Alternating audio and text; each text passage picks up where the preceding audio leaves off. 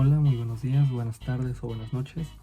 Yo soy Alberto Said Reyes Ramírez y en este video vamos a estar hablando del tema de derecho penal, que es el robo simple.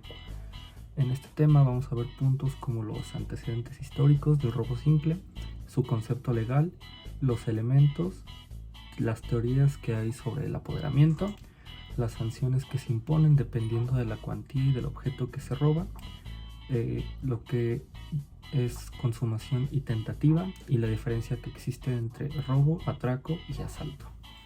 Primero iniciamos con los antecedentes históricos, que vemos que aquí el robo va a surgir como una figura delictiva que surge desde que la humanidad comenzó a tener una vida sedentaria. Empiezan a tener una noción de propiedad y esa noción de propiedad se extiende pues a la comida, a sus tierras donde viven y cultivan o a sus utensilios de labranza.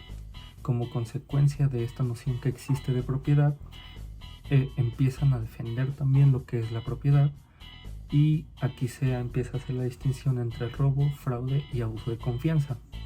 Vemos que en el derecho romano se genera una apreciación de patrimonio mucho más importante, y es así como que ellos establecen que tratándose de robo se debe considerar como un delito privado en donde la víctima debe ser la propietaria del objeto material que se robó, pero también puede ser poseedora. Después vemos que el robo o hurto va a ser un ataque a la propiedad y se le va a considerar como objeto del delito no solo a los bienes muebles, sino también a los bienes inmuebles e incluso a los esclavos. Y vemos que aquí van a surgir tres figuras que se van a tomar en consideración en el derecho romano, que es el furtum rei o disposición, furtum usus, que es de uso, y furtum possessions, que es bienes inmuebles. Vemos que el furtum rei va a tener una sanción mayor que el furtum usus, y después vemos que el fraude tiene una voluntad viciada porque se da por aprovechamiento de un error.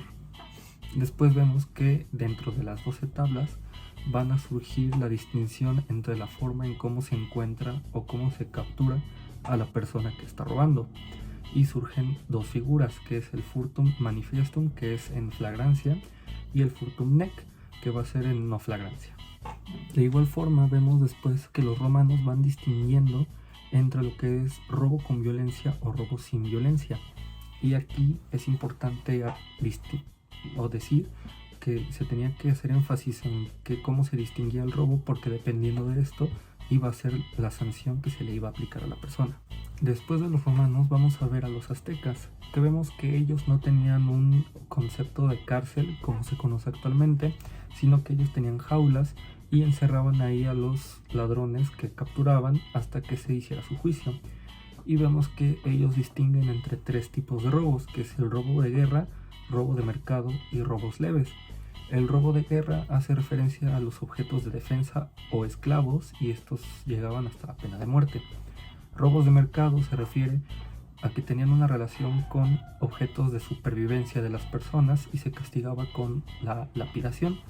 Y los robos leves no tenían relación directa con algún objeto de labranza, y esto solo se pagaba con la restitución del objeto robado. Después pasamos a ver a lo que son los mayas y los zapotecas. Los mayas se distinguen porque ellos sancionan con menos severidad el robo. Vemos que ellos consideraban la restitución como una forma de reparar el daño, pero si la persona se negaba a restituir o ya había consumido el bien robado, se le iba a sancionar con la esclavitud.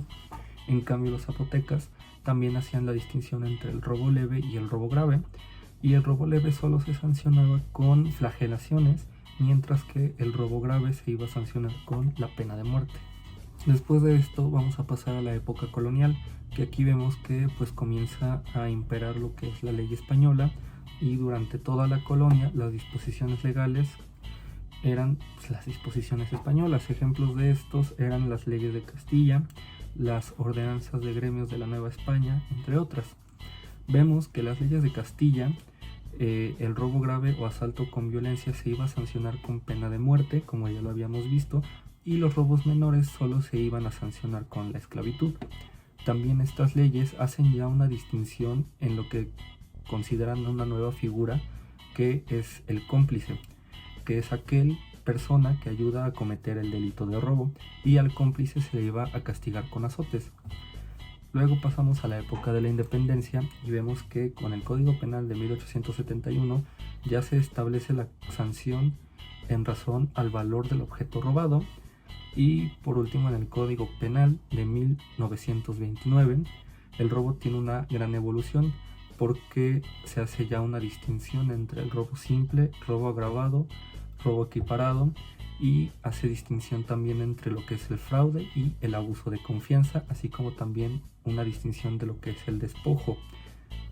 También vemos lo que es el delito consumado y el delito tentado, y tanto en el Código de 1871 como en el de 1929 ya se tiene un concepto legal de robo como lo conocemos actualmente. Luego pasamos a lo que es el concepto legal de robo, que está definido en el Código Penal Federal y el Código Penal de Puebla.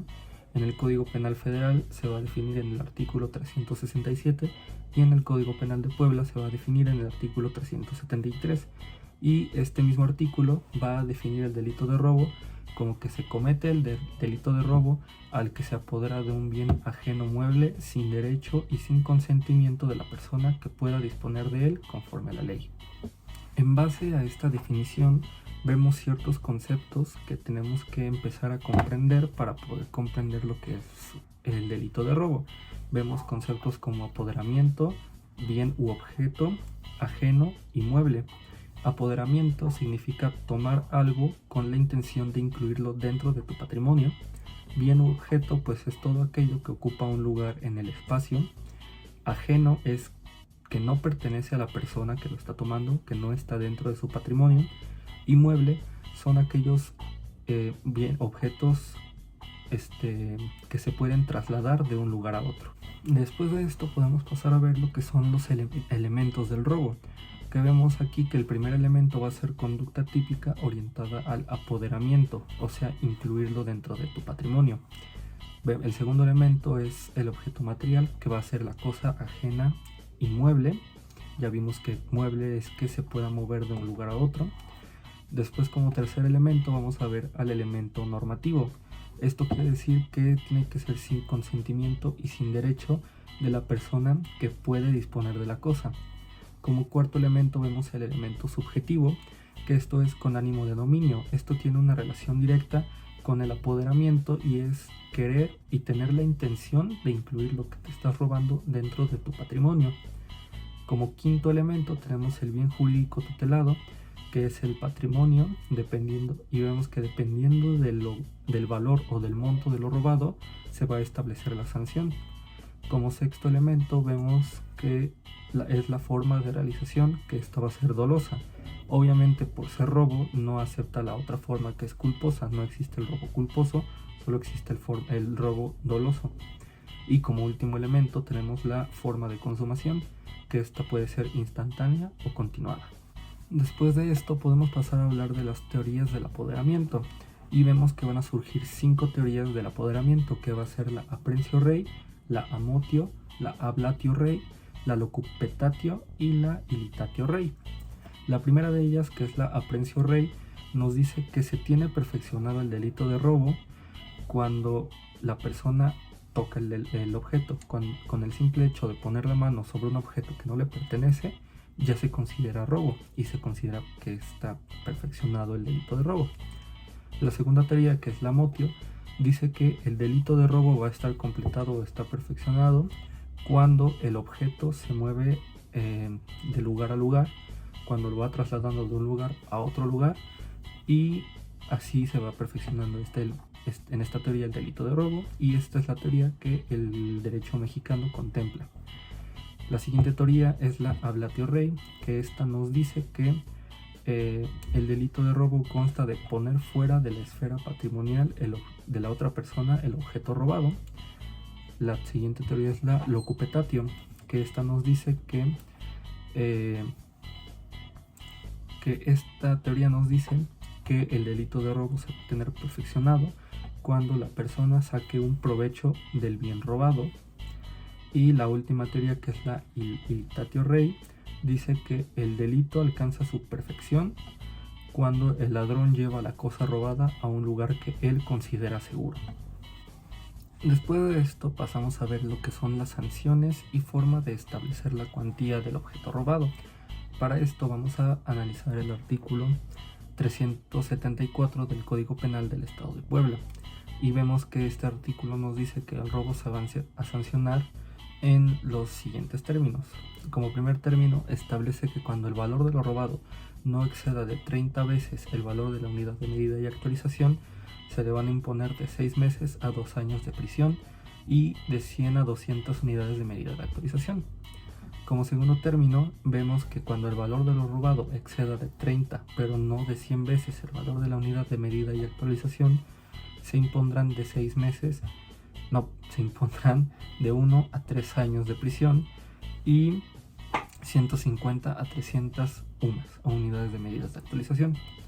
Después vemos que dice que si el valor de lo robado excede de 100 veces las UMAS, pero no pasa de las 300, se impondrán de 2 a 4 años de prisión y una multa de 50 a 200 UMAS. Después vemos que si el valor de lo robado sobrepasa las 300 UMAS, se van a imponer de 3 a 8 años de prisión y una multa de 150 a 400 UMAS. Vemos que estas primeras 4 fracciones se van a basar en la cuantía del objeto robado, que se va a traducir en unidades de medida y actualización. Las siguientes fracciones no se van a basar en esto. Por ejemplo, la fracción quinta dice que cuando el objeto del robo sea la sustracción, apoderamiento, comercialización, detentación o posesión de cualquier objeto, se va a imponer de 4 a 8 años de prisión y una multa de 500 a 2000 unidades de medida de actualización. Como podemos ver, aquí no se basa en lo que vale el objeto robado, sino con el objeto por el cual se robó. Luego, la siguiente fracción establece que si el objeto robado es un vehículo de motor, como motocicleta, automóvil, camionetas, tractores, cualquier vehículo con motor, se va a imponer de 6 a 12 años de prisión y una multa de 500 a 2000 unidades de medida de actualización. Y la última fracción dice que estas mismas sanciones se le van a aplicar a quien por cualquier medio utilizado se apodere de uno o de varios instrumentos o objetos que constituyan parte de la mercancía o carga de un transporte, como lo sea un tren o un tráiler. Después vemos cómo es que se van a establecer los montos. Aquí analizamos el artículo 378 del Código Penal del Estado de Puebla y dice que para estimar el valor de lo que se robó se va a atender únicamente al valor comercial. La víctima no va a poder determinar el valor. Esto lo va a hacer un perito en avalúo. Esto lo va a hacer basándose en el valor que tiene actualmente en las tiendas, checando varios lugares, varias tiendas, va a determinar el valor de lo que fue robado. Y quien dirige esta investigación va a ser el Ministerio Público. Después pasamos a ver lo que son las diversas formas de tentativa. A esto nos referimos que en atención a las razones por las cuales el delito no llegó a completarse, la tentativa se va a clasificar de 2 formas: delito frustrado o tentativa acabada y tentativa inacabada o delito intentado. La primera, el delito frustrado o tentativa acabada, hace referencia a que la persona realizó todos los actos de ejecución, pero se interrumpió el robo o el delito por un acontecimiento ajeno a la persona. Ejemplo de esto, podemos hablar de un falsificador que es detenido o es sorprendido cometiendo el delito en ventanilla de un banco por un cheque falso, podría ser. Después de esto vemos lo que es la tentativa inacabada o delito incompleto, que esto hace referencia a que la persona omite algún paso o varios pasos para realizar bien el robo y hay una incompleta ejecución. Y ya para finalizar el tema, vamos a distinguir entre robo, asalto y atraco, ya que estos 3 no van a ser iguales. Como primer elemento tenemos al robo.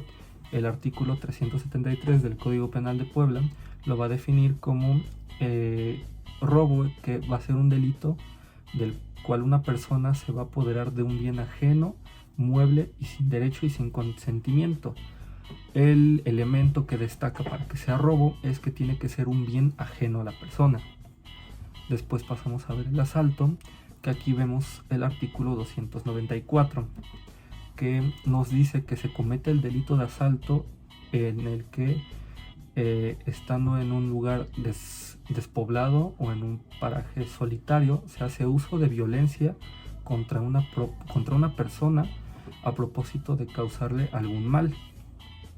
Aquí vemos que los elementos que destacan es que se tiene que estar en un lugar solo, despoblado, y que se atente con violencia para causarle un mal a la persona.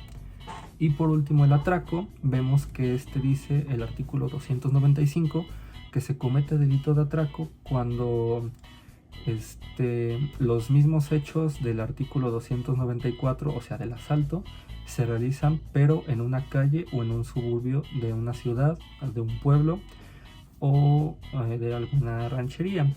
Lo que destaca aquí es que no habla de un lugar solitario, sino que habla de una calle o suburbio de alguna ciudad o de algún pueblo. Y aquí vamos a distinguir lo que son los elementos del asalto y del atraco, que aquí distinguimos que se tiene que hacer uso de violencia, de cualquier medio de violencia, no importa el grado, tiene que ser en contra de otra persona, claramente, con el propósito de causarle un mal o de exigir su asentimiento para lograr algún fin. Tiene que ser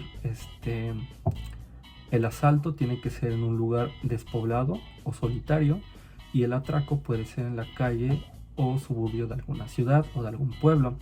También vemos que tiene que darse que no haya personas que puedan auxiliar a la persona que está siendo violentada para que se dé el asalto o el atraco. Y pues bueno, esto sería todo. Con esto terminaría lo que es el tema de robo simple. Espero que haya sido de utilidad, que se haya comprendido, y muchas gracias por ver el video.